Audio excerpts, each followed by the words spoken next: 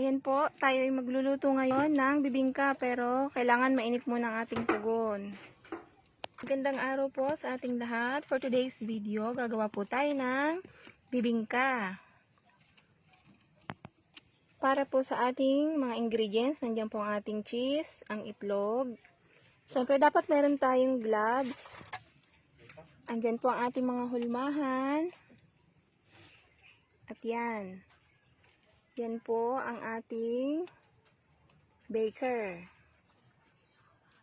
Wala pong head. Ay, may head cap po yan. Yan. Yan po ang ating kailangan. Chinek na rin po natin ang ating pugon para sa ating bukang-bukang bibingka.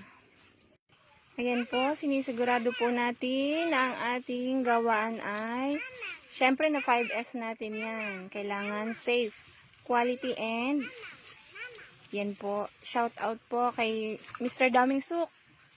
Yan, sige, patuloy lang siya sa pour ng mixture sa ating mga hulmahan.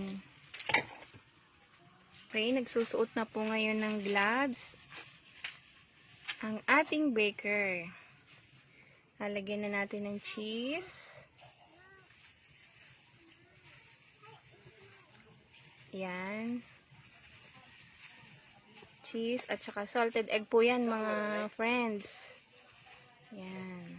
Salted egg and cheese.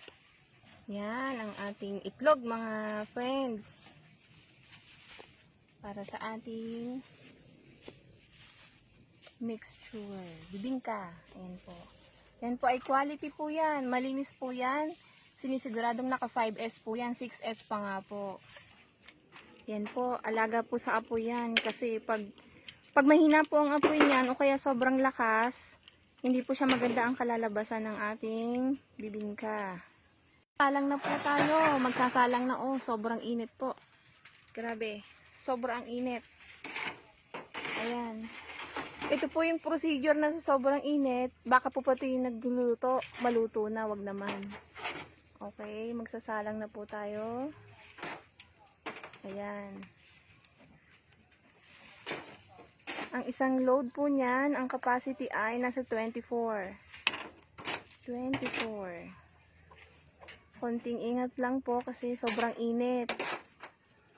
Dito po kailangan natin mag-gloves mamaya kapag mag-unload na tayo. Ayan. Na-double check na po natin ang apoy. Ngayon naman ay ayan, magluluto na tayo. Ito po yung proseso na medyo kailangan ng pasensya dahil lang sobrang napakainit. Ayan, talagang ito po ay may kasamang pasensya, mahabang pasensya. At syempre kailangan love mo yung niluluto mo para yung resulta niya lovable din.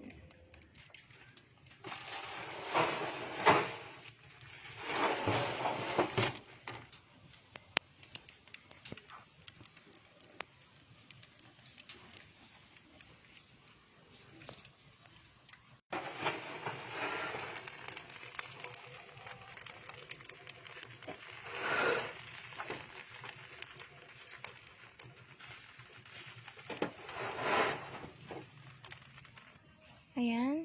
Ready na po ang ating melted butter para po yan sa pag inahon natin yung ating bibingka ay i-brush natin yung melted butter natin.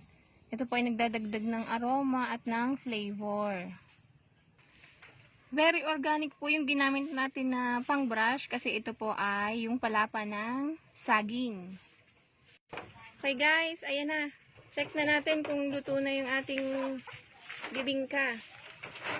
Ayan, luto na siya. Ayan, luto na po yung ating bibingka. Oras na para siya ay ating lagyan ng margarine. Ayan. Ay, social tayo ngayon. Melted butter. Ayan. Napaka-organic po ng ating pambrush dahil po ito ay galing sa dahon ng saging. Okay, yan. Mapapansin nyo, makikita nyo yung ating itlog at yung ating cheese. Yung iba lumubog, yung iba naman ay nasa ibabaw. Yan, katulad nyan. Yan. Social tayo ngayon dahil tayo ay naka-butter. Yan. Napakainit. Napakabango kung maaamoy nyo lang mga guys. Ayat ngiti-ngiti po ang ating bibingka. Ngiti-ngiti. Yan.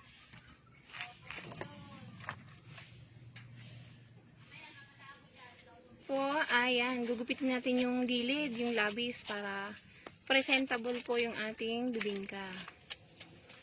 At para naman po, ma-prevent natin na talagang mainit ang ating bibingka, ay idiniretso po natin yan sa cooler, mga guys. Ayan.